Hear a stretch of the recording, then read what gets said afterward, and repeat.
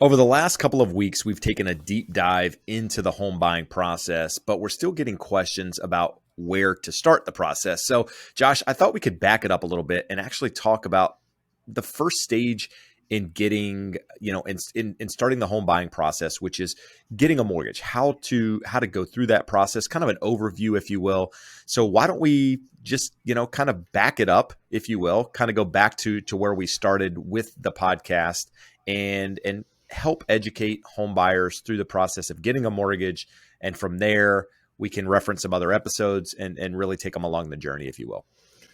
Absolutely. And you had said over the last couple of weeks, but yeah, we've been at this a while now. This is all the way back to last March. So we're going on 10 months of covering this in longer, deeper dives. And we'll make reference through the course of the show to some of the other episodes if you want to go deeper on any of these topics. But yeah, we want to give an A to Z overview of what to expect, what it's going to look like for those of you who are getting ready to start shopping for a mortgage and a home in the new year. Yeah. And Josh, let's start with the question. How early is too early to start this process? That's not a question. That's the question. I would say probably 50% of the questions I get asked revolve around that in some way or the other. It's a big purchase. People like to plan and think ahead. So people will call and give me the answer of, we're looking at buying next spring. When should we start talking? Or when should I call you to start the pre-approval process? It is never too early to start. Most of our clients are well qualified, meaning good credit scores. They have some money in the bank. They're stable in their employment. So their thinking is, well, no need to start this and then redo the documentation, update everything. But even for the best qualified borrowers, there can be little things in your credit. There can be money moving around among accounts. So the earlier we start, the earlier we can get all of our cards on the table, see exactly what we have, and play our best hand. So we may decide to not pull credit early in the process or do a soft pull for someone who knows they're not going to be buying for 6 months. But I absolutely think there's no such thing as starting too early so that we get the big picture overview. You can see what you qualify for today, what things we're going to have to work through, work around, how much money you're going to need, and how much your payment is going to look like, and what price range that translates to. There's nothing worse than having some ideas in your mind, waiting till next March, and then finding out, well, I qualify for 100,000 less. Or I have this weird thing on my credit that I was unaware of that I can fix, but it's going to take 60 days. So never too early to start getting your ducks in a row, seeing the big picture, and knowing what you're going to go through with that pre-approval process. Now, I like, the idea of, once you're ready, once you know you're going to be buying a home, being ready to have that conversation. But before you do that conversation, one thing I'd like to ask you to do is set a budget. Sit down with your spouse, your significant other, yourself, if you're single, and just go through your expenses. What do you take home every month with regards to your pay? Where does that money go? Do you spend money, going out every night? Do you spend money eating dinner? Do you have childcare? Do you have alimony? I mean, where does the money go every month? And from there, really analyze, the budget and see how much money you're comfortable spending on a mortgage payment. And the reason I say this is because, once you start having the conversation with a Josh and going through that process, Josh is essentially going to tell you, hey, this is how much you can qualify for, but he can't tell you how much you can truly afford. And I think it's important, going into that process, having a number in mind. And it's okay if that number changes a little bit, but not being blindsided, with the idea that, hey, I'm pre-approved, I get to buy a house, it's exciting, it's emotional, you're on this high, and then you forget of all of these other things that are, are factored into your monthly budget, but not really taken into account when Josh is doing that analysis. So just, start with a budget, but, prior to having that conversation. And then from there, you're calling Josh and having that conversation. Now, Josh, we've talked about this before, but what are we talking about when we're talking about pre-qual versus pre-approval? If you want the full detailed explanation, go back to episode 4 here in season 1, and we do probably 30-minute explanation of what the difference is and what exactly to expect. But in simple terms, a pre-qualification, we're going to jump on the phone and I'm going to ask you questions, and I'm going to accept what you give me on face value, and we're going to give you a number of what you potentially qualify for. So how much money do you make? How much money do you have in the bank? What does your credit score look like? What do you owe on a monthly basis between credit cards, student loans, auto loans, anything that you pay that would show up on your credit report? So we don't have any of the supporting validating documentation. Now, if we want to go from that point and move on to a pre-approval, we're going to get a complete loan application, and we're going to get all the documentation that we're going to talk about here in a minute. So a pre-approval is a validated pre-qualification. And there are lots of little things that can come up between pre-qualification and pre-approval. Lots of times people will tell me, I make this much money. Well, that's correct. Next month, you can count on that much money coming in. But for an underwriter's purposes, they're looking at historically what you make, and they may come up with a very different number. So the pre-qualification is a recipe for incorrect answers based off of us not being able to validate and calculate all of the figures the way an underwriter is going. Now, and if you want a deeper dive into that, check out episode 4, season 1, episode 4. It's a deep dive into that pre-qual versus pre-approval so that you can, get a really, a micro view of what's happening there. But Josh, now this is a question I have. Do you, as a potential home buyer, gather documentation prior to calling you, or do they call you, have a conversation, and then gather documentation? What do you prefer as a lender when someone calls? So we talk all the time about how pre-qualification is worthless, but on that first call, I'm going to do a version of the pre-qualification. And the strange thing is I actually know other really good loan officers around the country, and their process is Jeb refers someone over to them, their realtor refers someone over, and they send out, hey, here's the link to my application, and then here's the documentation I need. Upload it, and we'll schedule a time to talk. I think that's crazy. This is a $200, $300, $400, $500 million loan on a very expensive asset. You probably want to know who you're talking to and make sure you have some rapport and you like them and have some trust there.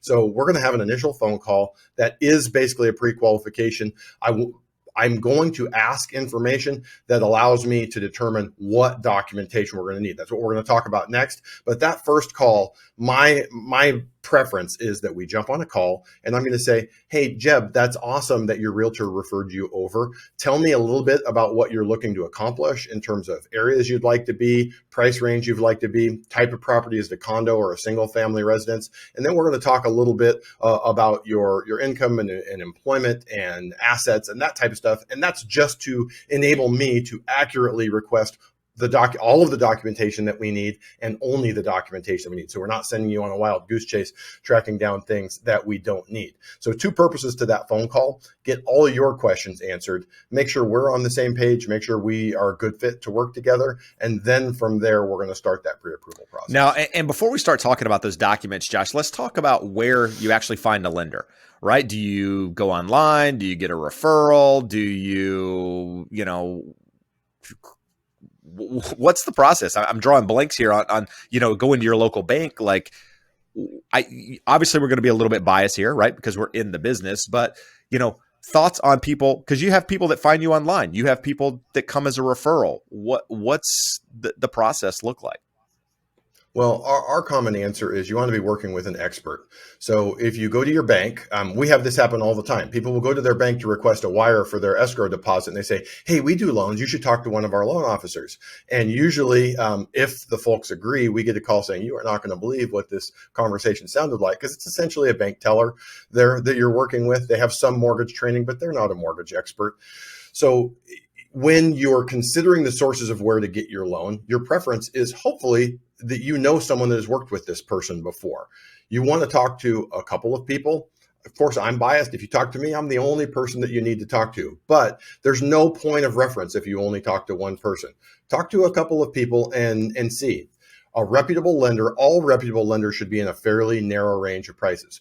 That being said, the biggest lender in the country, if you find them through one of their 9 million TV ads every day and you call them up, they're going to be much more expensive than anyone else. And if you accept their JD Power rated #1 and do more loans than anyone in the United States and just go down that path, you would never know. We had a deal last year. It was a $750,000 purchase. We were 3/8 lower in interest rate and $18,000 lower in fees.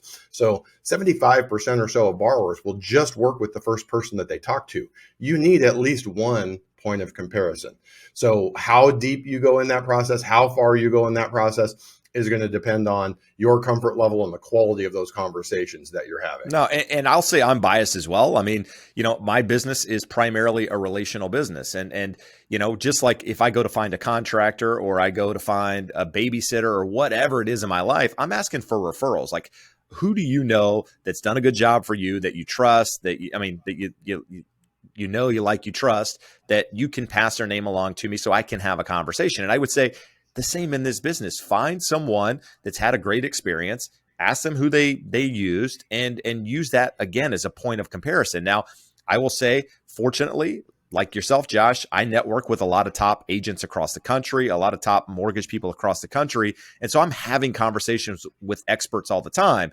So if you're in a state where you don't know an expert, don't know anybody that's purchased a home, don't have anybody you really trust to make that referral, reach out to us. We're happy to make that referral to someone we know, we like, we trust, that can guide you through that process. And there's actually a link in the description below where you can have, click on a couple buttons, and we're happy to put you in touch with somebody. But the important thing here is to find somebody that knows the business, that didn't just get into it because, the last couple of years have been a hot market. You want somebody that's trusted, tried, true through, years of ups and downs in this, and can answer your questions in a timely manner, and more importantly, guide you through that process. So that's how you're going to find the lender. But when you've had the conversation with the lender now, Josh, you're going through that initial conversation.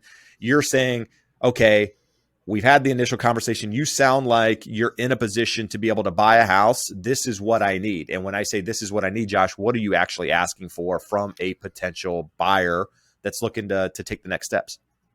The first and most important thing is the loan application. And people think, oh my God, it's a loan application. It's a big, hairy deal. I'm asking for money. To a degree, you are, but in reality, that's what our conversation was. You're saying, I would like to buy a house. I need to borrow some money to do that. What the application does is it's a summary of all of the documentation that we're going to gather. It's going to tell us your name, date of birth, social, if you're married, if you have any dependents, that type of stuff. It's going to tell us where you've lived for the last 2 years. It's going to tell us where you've worked for the last 2 years. People get hung up on saying, it doesn't ask for my liabilities. Well, when we pull credit, it will populate those liabilities, and you'll get a chance to look at and review that. We need to know what you think all of your assets look like. And an important part about this loan application to remember is there's a preliminary loan application that we're working on the front end. And then when we get all the way to the very end, your loan has been through underwriting and it has been approved.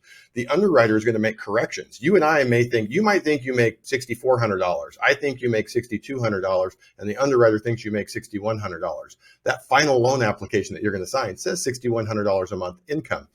So it's important to not get hung up on this. We're gathering information. We're next going to gather the supporting documentation that validates and verifies that this information is correct. And then the underwriter is going to go through it and double check our work and make sure that the story that we're telling is accurate. So you're going to start with that application that gives us all of the demographic information that we need, because the only other alternative is sitting here, boring 20-minute conversation. Hey, Jeb, where did you live for the last 2 years? Okay. And what was the zip code there? Okay. And what was your employer's phone number? Boring stuff that you can do on a computer or on your phone really quickly. A lot of times we will actually have the borrower complete that so I can get a look at it. Once I see it, then I know exactly what documentation we need. And what do we mean by that? Doesn't everyone provide the same documentation? Well, actually, no. Your most basic borrower, and I don't mean basic in a bad sense, I mean simple in our terms, is a single borrower who has all of their money in one bank account, who has been on one job for more than 2 years, and they're paid a salary with no variable income, no overtime, no bonuses, no commissions. They don't own any rental property. They don't have any dividend income that we would need tax returns. So in that situation, we're going to ask for pay stubs for the last month, W-2 for the last 1 to 2 years, the bank statements for the last 2 months, photo ID, and that driver's license, and we're off to the races. It's that simple. Now, on the other end of the spectrum, let's say we have a borrower who owns 3 businesses, and all of those are either partnerships, LLCs, or S corps. Well, we're going to have 2 years of business tax returns for all 3 of those businesses. Then we're going to have the personal tax return. And then now let's say they have some money saved in an investment account, some in checking, some in savings, and they're all in different institutions. We would have to get 2 months of all of those statements. So really all we're doing is validating the information that's on the loan application. where have you lived for the last 2 years, where have you worked for the last 2 years, and how were you paid? And then where are your assets and are they seasoned? Have they been in that account for more than 60 days? So we're just trying to validate the information that you put on the loan application. And that's what that pre-approval process looks like. Give us the loan application, give us the supporting documentation, then I'm going to review it and determine which loan programs you are eligible for. Now, Josh, I'm going to play devil's advocate, or just not devil's advocate, if you just ask some basic questions that I think a lot of buyers out there would want to know. I go with you. I have this conversation. I send you this documentation. I sign a loan application. Am I committed to you? Do I owe you any money? Like, what happens if I change my mind, don't decide to buy, go with another lender? How does that process work? So you talked earlier about find someone that you know, like, and trust. My job, once we are introduced, is to make sure that you know, like, and trust me, and that you feel like we are going to give you the best results for you and your family with this big financial decision. So we don't charge anything up front. We don't charge for a credit report, even though we pay for that credit report as soon as we pull it. We don't collect for an appraisal to try and lock you in, tie you in. Some of these big national call center lenders, they're going to try and get your credit card information as soon as possible to make you feel like you're locked in and you've committed time and money to them in that process. So the reality is we do not get paid till the loan closes, and you are not committed to doing that loan until you sign your loan documents, a week prior to closing, 4 days prior to closing. So signing a loan application is basically telling me this is accurate information and here's the documentation that you need to support it. So from that perspective, no, you're not committing yourself to anything. We can go a little bit deeper on that. I had a client a week or so ago who actually came from the YouTube Live, Jeb, and he had been pre-approved by a lender, got his offer accepted with that lender, and then got to shopping after he had his offer accepted. And he had 3 lenders order appraisals, and the listing agent hears this and goes, "What are you doing, dude? We're not doing 3 appraisals in this property. You need to tell us who your lender is." So he didn't do anything wrong other than he shopped after he got the house. So you want to do all that stuff up front so you're not paying for 3 appraisals, that you don't have 3 people working on a loan thinking that they're going to get paid when we don't get paid until the very end of the process. So by all means, do your due diligence. Make sure you found someone you're comfortable with and you feel is giving you great terms for your loan, but you need to decide that really before you get your property into escrow. Now, and how long should that process take? The pre-approval like actually reviewing documentation, not just the quick conversation on the phone that's probably going to take 20 minutes. I'm talking about I'm a borrower. I do the loan application. I send you that information and say I'm a really diligent borrower. You send me the link. I do the application immediately. I have the paperwork over to you within a couple of hours. What's the process look like from there? Typically within 24 hours of receiving all of your documentation. And there are times where there can be questions. The documentation that you provide brings up questions and we need more documentation. We need to ask a few questions. But for the most part, especially for those borrowers who have a relatively simple file, pay stub W-2, you're going to have a full answer within 24 hours. So we need to set up the file. We need to pull the credit. We need to document and review everything, make sure that we have basically pre-underwritten the file. My job is to do what the underwriter is going to do later so they don't come up with any questions that you and I haven't already gone over on the front end. And you would be stunned how many lenders don't approach it that way. But it's not just, hey, do you qualify? It's, yeah, you qualify. Here are the potential hurdles and roadblocks. Let's start working on those now so that once you get into process, it's super smooth and easy. But really 24 hours. And what we do from there is you may qualify for 2, 3, 4 different types of loan programs. We're going to give you a side-by-side comparison. So when we have that conversation, post pre-approval. So we have you pre-approved, we prepare some options, we send them over, then you and I jump on a call or a Zoom and we review that, answer all your questions, make sure we agree, hey, here's all the options. This is the one that is best for you. You're not committing to that. We can change that at any point, even after you've found a property. But we don't have to make that decision today, but we have to think, hey, this is the route that we're going to pursue. This is what looks best to us today. Now, you've done the pre-approval. I'm good to go. Is there anything that could change that? Like, you've told me I'm pre-approved. I'm ready to go shopping for homes. I don't do anything for a couple of months and really find a home. Am I still rock solid? Or are there things that I should be doing, shouldn't be doing through this process to make sure that my pre-approval is still valid? As long as the underlying information remains the same, nothing changes. So stay on your job, keep working the same hours, keep the same pay rate. You need a job. Most times we do jobs for people without, or do loans for people without jobs, but it's not super common. So don't necessarily change jobs without letting us know. A job change in and of itself, especially in the same industry and hopefully for more pay, is not a problem. But let us know if you're going to do that. If you lose your job, let us know about that. You know, a small gap of employment is not a problem, but we want to know and go through that. So what are the things that are somewhat in your control? Your employment, your assets, that you're not spending the money that you have in the bank, your credit, that you're not missing a payment, that you haven't taken on additional debt. So as long as all that underlying information remains the same, you should be fine. Now, there are a couple things that are outside of your control. You know, in 2020 and 2021, someone waits 3, 4, 5 months, home prices could have gone up 10%. So you're qualified, and now home prices are much higher. What we've seen over the last year is you get qualified and interest rates go up rather rapidly. So it's important that we get you a number so that you can see, hey, if we were in escrow today, here's what the terms look like, so that you know that our terms are competitive. We are definitely closer to the cheapest than we are even to the middle of the road. But what I don't want to do is give you the absolute best number that we could do today if we were going to lock, when we're not going to lock, because we don't have a property. So over the next 1, 2, 6 months, rates could be lower, rates could be higher. So we need to come back together, and once you're ready to start shopping, and say, here's where rates are today. Has anything changed? Did you take on any new debts? Did you spend any of your money? Did you change jobs? Cool, we're good. So in general, it's pretty uncommon that someone loses their pre-approval. It has happened in the last year because rates went up so rapidly. People didn't lose their approval. They qualified for a lot less once they came to start looking. But for the most part, it remains fairly consistent over the timeline that most folks get pre-approved to when they buy a home. Okay. And then what's the importance of a pre-approval letter? Like, do I get a letter once I'm approved? Do I need a letter? What do I need to provide to my real estate agent? Obviously, I know the answer, but what are your thoughts on it?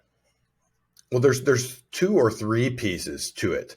If we go through this and we say, hey, I looked at all those options, I see I qualify for conventional, but it looks like FHA is the best for me. It's the lowest payment, lowest cash to close. We want to go that route.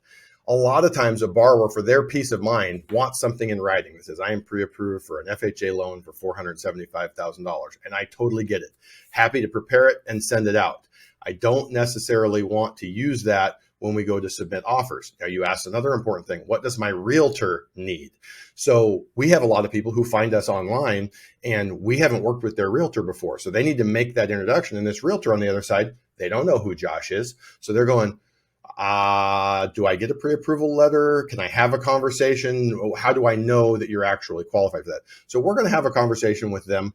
We're going to get them the pre-approval letter also, but this is generally not the one that I want you and your agent using when you write an offer. So in this hypothetical situation, I just said, I'm going to shoot you a $475,000 FHA pre-approval letter.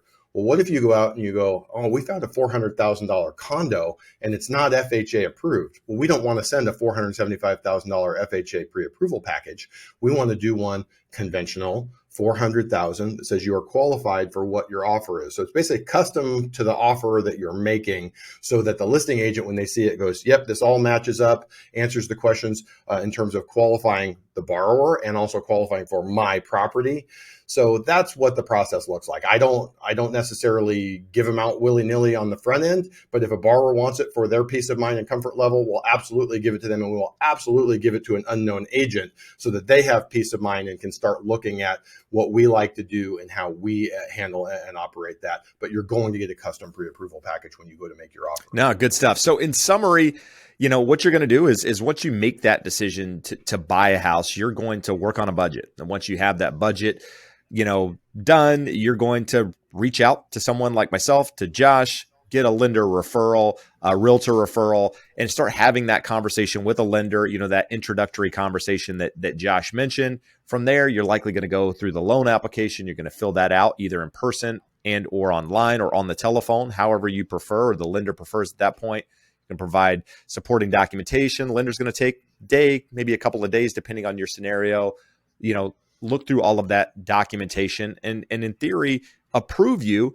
Once you're approved, you're going to get that pre-approval letter, make that introduction to the real estate agent. If you don't have one, you're going to reach back out. We're going to make that introduction for you.